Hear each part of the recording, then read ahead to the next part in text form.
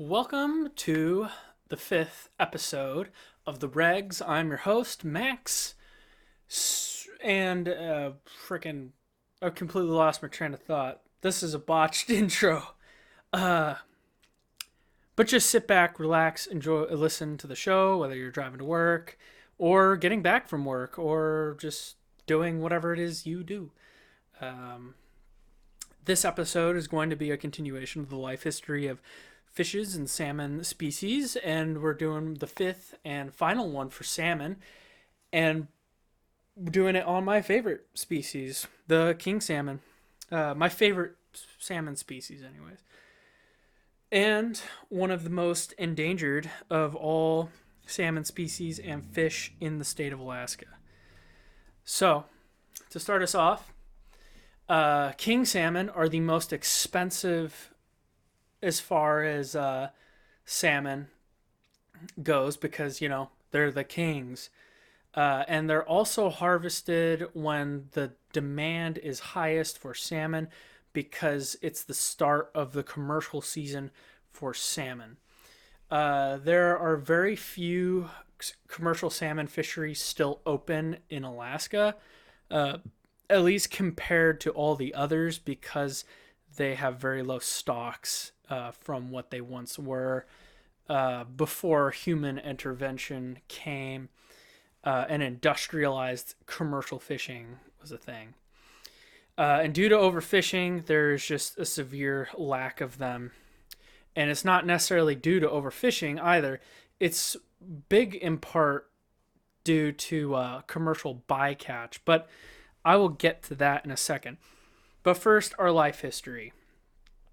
Now, our hypothetical king salmon in the Kenai drainage, the longest lived king salmon known are from the Kenai River. They can get to be 9 years old overall and a 7 ocean fish, or spend 7 years in the ocean, which is a big reason why they get so big. So king salmon are also the most expensive to rear in hatcheries because they spend 3 years, which is the longest out of all salmon species, in freshwater.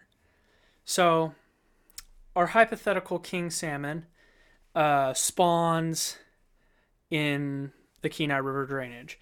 And king salmon don't necessarily need a lake to spawn in like sockeye do. They just need either a lot of sloughs for their offspring to hide in, or just like an extensive system and drainage of creeks and rivers for their young to live and survive in.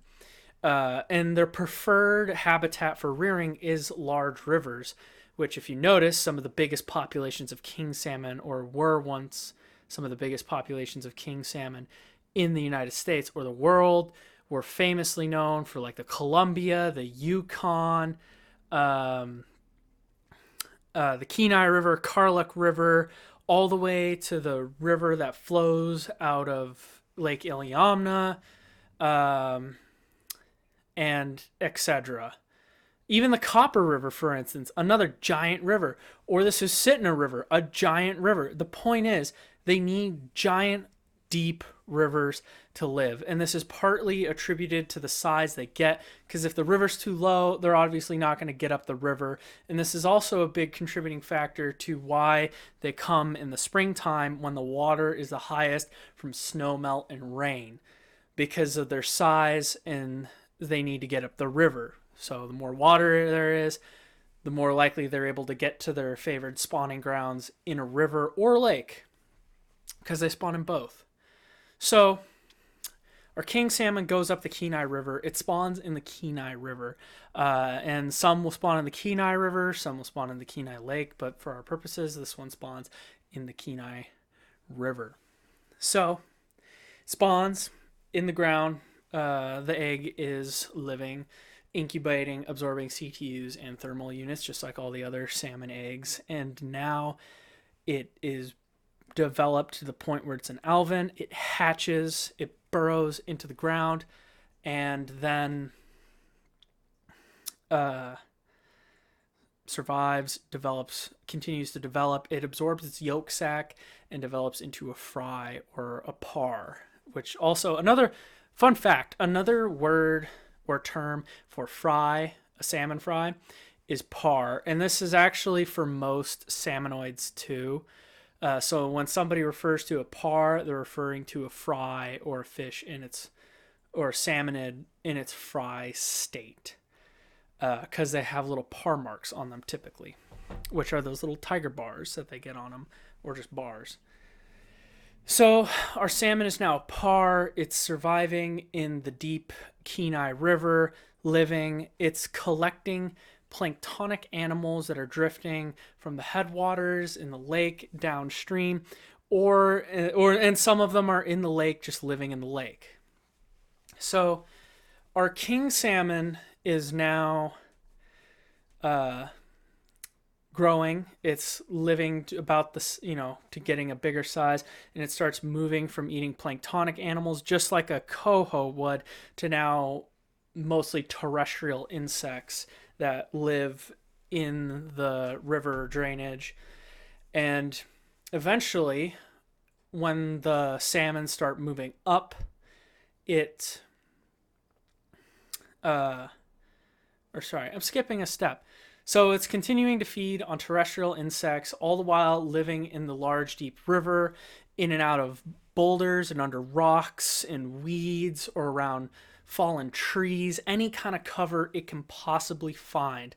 And they're also one of the most camouflaged of the salmon species, rivaling coho par or smolт in their color patterns, ranging all the way from deep browns and greens to olive colors, yellows, whites, speckled, barred, everything. They're some of the most absolutely beautifully colored juvenile fish in the salmonid world. And I think they're very underrated as far as the beautiful color patterns they get. So our salmon is now lived to see more salmon come back upstream. So it's feeding on the dead salmon and the salmon eggs that drift downstream. It's collecting more biomass. It's hit one of its biggest growing seasons in its life, because there's all this biomass brought up from the ocean and other salmon in it and around it now. So it's feeding, getting bigger, and it survives the winter. And king salmon fry and smolt sized king salmon fry move around quite a bit. They like to go pretty much everywhere where the food is. So some of them might stay in the deep Kenai River. Some of them might move to sloughs that don't freeze over or freeze completely. Some of them will move into the lake. But the point is, they all find a spot that they like to stay for the winter. So it stayed in the winter. It's now reached springtime, and it has been feeding on other salmon that have just spawned, or not spawned, but hatched. It's munching away on them, which is another big growing season for them. And it also survived another change that its body went through, where its metabolism changes. And in the hatchery setting, when this metabolism change happens, they can show signs of disease and just infections that they might get. So, because it's a time where they get stressed out, so their immune system might not work quite as well. So, but I'll get to that more later. But it survived. Its metabolic change.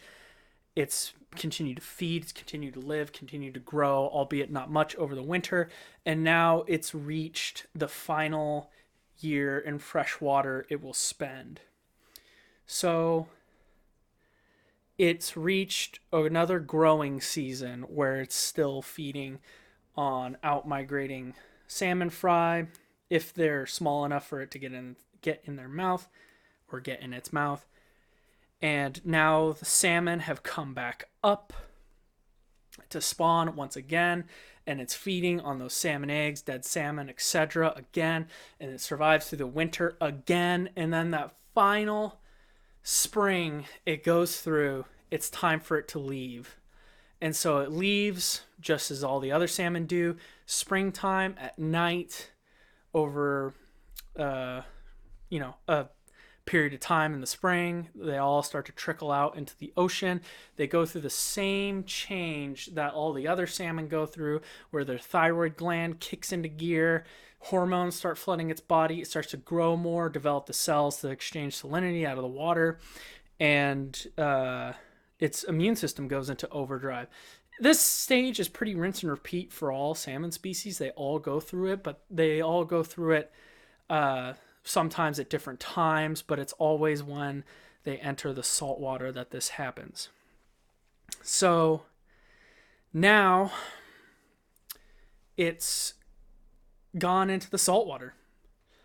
And what happens is king salmon don't typically school up. They are very, as far as we know, because there's still not a lot known on the migration patterns of king salmon, except for they stay year-round in a lot of the North Pacific. Some might go all the way to Japan, some might go to the Kamchatka Peninsula, or some might even spend their winters around Kodiak or the Southeast or along the west coast of the United States and British Columbia. But they're all staying within the North Pacific generally. So king salmon are the biggest fish eaters out of all the salmon, and more so than coho. And king salmon also arguably stagger their years more for when they return than all the other salmon. So this is why you always see salmon of king salmon of varying sizes for a single run. Is not necessarily always because of genetics, but because they stagger their years so much, which is why you might see like 150 pounders and like 25 40 pounders or 30 to 40 pounders, and then you'll see all the rest under 30 pounds, but they stagger their years very heavily. They don't stray very much, but they do stray, of course, just like all salmon. They are the second least straying salmon of them all, next to sockeye salmon. And anyways, our hypothetical king salmon is still in the ocean, and just like the coho, they live very deep. They feed almost exclusively on other fish, and because of this, they tend to have a very pale flesh coloration compared to all the other species, where to such a degree you even get what is called a white king, where the flesh is almost entirely white, like a cod or a halibut or a lingcod. It's pretty interesting because those fish, those king salmon that do that, eat very little planktonic and crustaceans in the ocean. When they move to it, they feed almost on only other fish. It's pretty crazy. It's very interesting that this happens. And so our king salmon is feeding on other fish, herring, smelt, sardines, even other salmon that it might find that are smaller than it, baby cod, squid, everything that swims pretty much, but mostly other fish. And so all the while it's dodging predators and trawlers, which are the biggest contributing factor, or arguably the biggest contributing factor to the reason there's a serious decline in king salmon stocks around the state, let alone the world.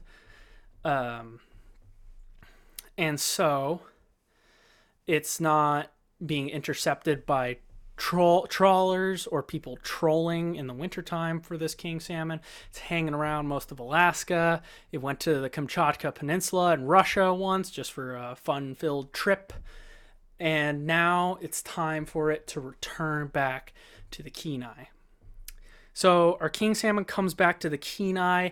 It is stayed out 5 years of its life and decided not to come back any later, like some of its other brothers and sisters when it spawned will stay out till like they're 7 years in the ocean instead of 5. But this one comes back when it's 5. It's about 55 pounds. It's a big fish, okay?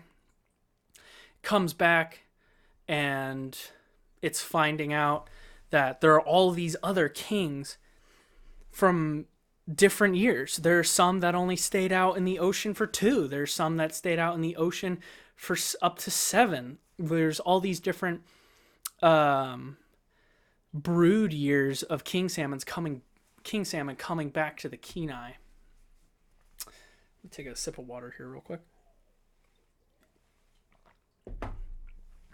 So now it's time for it to spawn, and it decides that it's going to spawn in the lake instead of the stream where it was born this time around.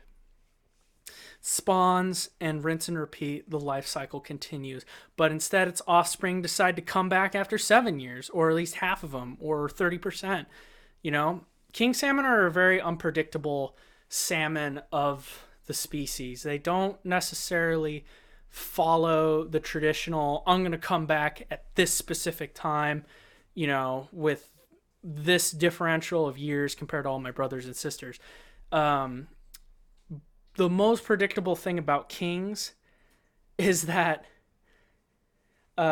kings have it the roughest because they spend the longest amount of time in the ocean and they have a long life cycle that they go through. So because of this, kings are easy to overfish. And they are overfished to such a point where there's almost no commercial fishery for them in the state of Alaska.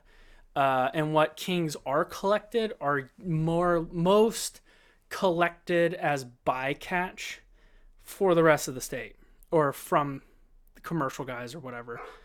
And particularly, sorry about my dog barking, particularly they are kept by trawlers. And interestingly enough, somebody I was talking to about this, he worked at canneries, packaging up all kinds of fish, and the most kings that came in were almost always from bycatch by trawlers. So king salmon on the commercial scene are dying because of the commercial fishing. Now keep in mind, I'm only talking about the biggest factor. Everyone who catches kings, whether or not it's catch and release or catch and keep, contributes to the factor that king salmon are in decline, and probably will stay in decline for a very long time. So, I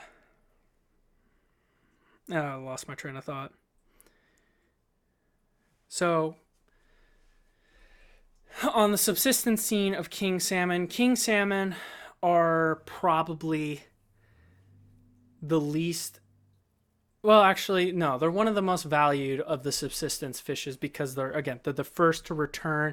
So when food stocks are low for rural communities out in like the west of Alaska, they're always one of the first to be targeted to start replenishing food stocks. So because of the first and the biggest, that makes them very valuable. But again, because there's so few of them, just taking one or even throwing it back after it's been in a gill net is very damaging because now that fish has expended so much energy being stuck in the gill net and probably even damaged itself or its gills in the gill net. So, as far as what I recommend for regulations on king salmon and them as bycatch in the subsistence scene of things, They just need to be completely left alone. And the trouble with this is because they're bycatch, it's a challenge when they're caught as bycatch, because again, they get caught in a net, uh, and they're damaged now and wasted so much energy that they might not even be able to make it back upstream. But then there's always a very large amount of people who know that they're king salmon and keep them anyways. And I'd say this happens more so for than with kings than any other salmon in the state. So again, sorry about my dogs barking. Somebody just came home. And so hold up one second. I'm going to pause it. All right, so dogs have stopped barking. So where was I? Okay, as far as the subsistence scene goes, just as well with the commercial, they're caught too much as bycatch to the point where they might not even make it upstream if they're not just if the law or the regulations is not just disregarded completely and the fish is just kept outright. And a lot of people, the Kenai dip netting community in particular, are well known for just disregarding the regulations and keeping kings while they're fishing for reds, whether or not it's allowed, which it hasn't been for a very long time now. So this is one area that's just, it's not necessarily a matter of people don't know. It partly is, but it's a matter of people just don't care.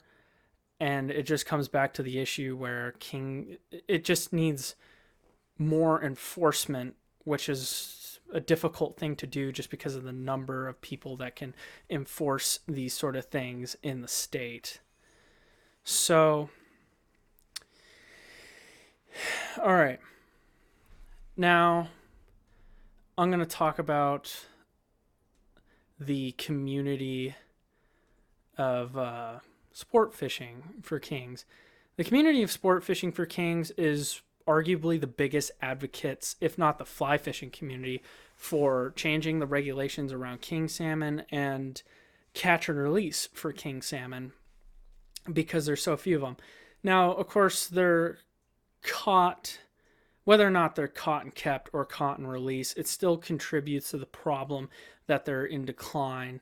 And I'm a big advocate of not totally shutting down king salmon fisheries, but instead leaving them to catch and release for the most part totally in fresh water, and you can only catch and keep them in salt water. And the reason I say totally in salt water as far as catch and keep goes is because the vast majority of king salmon caught in salt water, let's take example for me when I troll around Kodiak, a lot of those king salmon aren't even native to Kodiak. Instead, they're from other regions. So you are very likely not going to damage fish in your particular region, but you're definitely still contributing to the decline in another region. But you still are doing less harm that way than going to a stream and outright keeping a king salmon from its native stream when it's coming back up to spawn. So, of course, when I say catch and release, totally for freshwater, you're catching them, stressing them out, using up energy, and now they have less of that to go and spawn. But it's still very, very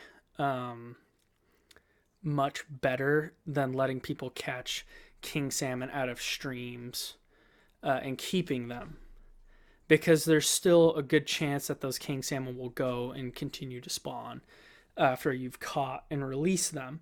And you could even argue that by doing that, you could have people report back how many fish they caught as far as catch and release goes, because it's very unlikely that a salmon will be caught again in the same stream after it's been caught and released one time, even if they were snagged the first time around. Because if the second time it does occur, it happens, but it's very unlikely, and it's probably because somebody deliberately snagged it. So it's a means of getting some numbers or some more of accurate numbers if there's not a fish weir or some kind of counting site on the stream for those king salmon. It's just another means of monitoring without totally taking away the privilege of being able to catch the fish. So I will at one point talk about this topic more because there's a lot I could say about it, but it definitely deserves its own episode as far as discussing what to do. But the bottom line is everyone contributes to it, and this fish is famous for the blame game to who's the biggest problem. And it is the trawling fleet in this state.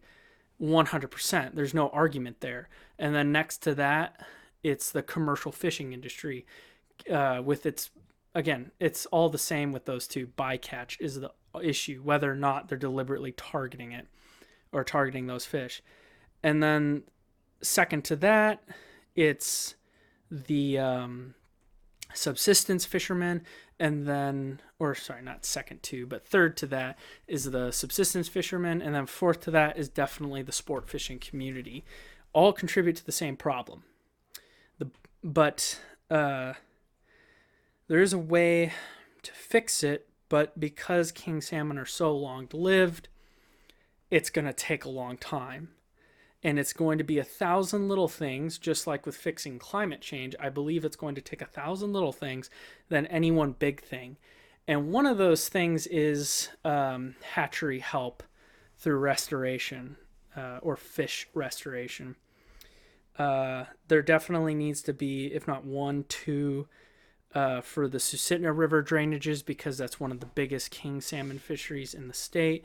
There needs to be at least a dedicated one on the Kenai Peninsula, a dedicated one for Western Alaska, and some dedicated ones in the interior for like the Yukon River drainages, and another dedicated one, if not more, for the southeast. Now, the main issue with that is not necessarily screwing up any genetics for the king salmon. The whole point of doing that is to try to bring them back through sheer overwhelming numbers. The main issue with it is that king salmon are expensive, the most expensive of all the salmon to rear in hatcheries, because they spend 3 years in freshwater. That's 3 years of, like, about 2.5 years actually of having them sit in raceways where they can die from disease. Then you have to spend money on treating the fish with formalin, for instance. And then that's money you have to spend on feeding them. That's money you have to spend on cleaning the raceways or round ponds. It just takes a long time. And because they spend longer in hatchery settings, they're more likely to have outbreaks of disease that wipe out more and more and more. It just chisels away at the fish in your hatchery slowly. But it's not totally doom and gloom, because there are ways around it, where if you're sitting on a freshwater system, you could do limnology, where you make sure the plankton population isn't going to be damaged by raising them till they're fry or par, and then releasing them into their respective drainages. So you only have to raise X amount in a hatchery to guarantee that at least, let's say 50% of those fish that you raise are going to make it out to the stream, whereas you will have also dual returns on fish you release directly into the drainage, where they'll rear and live by themselves, and you don't have to worry about them, because they'll be more likely to get eaten by predators, of course, but they're also less likely to have outbreaks of disease that wipe out a million of the fish, because they're not raised in a confined space next to each other. So that's one way I think that would be good is to do it dual. So, like, especially if I could personally, the number one place I would want to set up a king salmon hatchery is in between the Willow and Little Willow, and take king salmon from weirs on the Willow, Little Willow, Cashwitna, Montana, and a couple other streams like Honolulu or even Byers, and raise them all separately in different buildings in the same site, and take water from, or just have auxiliary facilities at each site, small ones. And it'd be nice because they'd be on the road system, so it would be easy to supply and maintain those hatcheries because they won't be totally remote, and they're in areas that already need serious help with king salmon, because they're so heavily fished, let alone poached by people who either live on the stream or just don't care about the regulations. So, though, that's the biggest area in my mind, if not somewhere on the Kenai Peninsula. So, yeah. King salmon have probably arguably the most diversity between individual stocks, where like some may come back on an average of 40 pounds, where the stream next to it may only come back on an average of 30 pounds to or 25, etc. So this is one of the reasons why king salmon in particular, you have to be really stringent about taking and releasing fish from the same stream that they came out of when you're raising them in a hatchery setting. And in a hatchery setting, because you keep them the longest, they just, like I was saying, they have the most opportunity to get sick and die because they're raised in a confined space. And another instance why kings are a pain to raise in a hatchery is because you keep them for so long. They're also recommended to raise at a very, very low density compared to all the other salmon species. Just as a means to not stress them out and get them sick. So they're just very, very difficult to raise at a hatchery. Now, one thing is they probably get as sick just as much as sockeye do, but not quite as often, if that makes sense, because you keep sockeye at a shorter period of time in a hatchery setting, rearing them, than you do kings, but sockeye get sick far more in that shorter period of time than kings would in their 3 years. But if you compared the amount of times, they'd definitely be comparable despite the period of time that they're stuck in a hatchery setting. So, yeah, that's another thing about the kings. And also, kings are the scampiest little fish ever, because I can't tell you how many times at a hatchery, every single day during particular times of the year, where you'd come down and there'd be like 50 of them that all leaped out. And then you have to cover up the hatchery, and that's just another thing that you got to put over the raceway and disinfect and take care of and not break. It's just agitating. There's definitely a better way to go about it than putting these covers we have on the raceways. But it's what we have pretty much. Now, the main advocates, I would argue, for king salmon actually are probably the guys who do trolling for king salmon with downriggers and whatnot. I am one of those guys. Because despite a lot of the times when people who troll for king salmon are keeping the king salmon, they're still doing infinitely less damage than, again, the commercial and fleet and the trawlers. And trawlers are just, they deserve their own video or podcast, sorry. But they're the worst offenders of environmental damage and just overall fish stock decline for a lot of fishes because they destroy everything. And again, it's not just king salmon they have a serious problem with as far as bycatch. It's everything they're not targeting, which could be a lot. So the only reason, despite those facts I just stated, that trawling is still a thing is because they have money behind it. Just like with a lot of the way that regulations are in the state, they are still around and regulated the way they are only because there's so much money behind it. But arguably, there's more money to be made long term by getting rid of the trawling fleet than there is keeping them around because they destroy less of the environment that fish, especially bottom fish, need to live and spawn and reproduce. Let alone catching bycatch like king salmon, which despite they're not allowed to keep a lot of the trawling fleet just keeps anyways for their individual crew members. So which is unfortunate. Very unfortunate. So, and here's another issue with king salmon. Because they're such a long-lived fish, it's very difficult to work on them and see returns for brood years very quickly. So it's a lot of work for not receiving any kind of reward, if any at all, for a very long time because they're such a long-lived fish.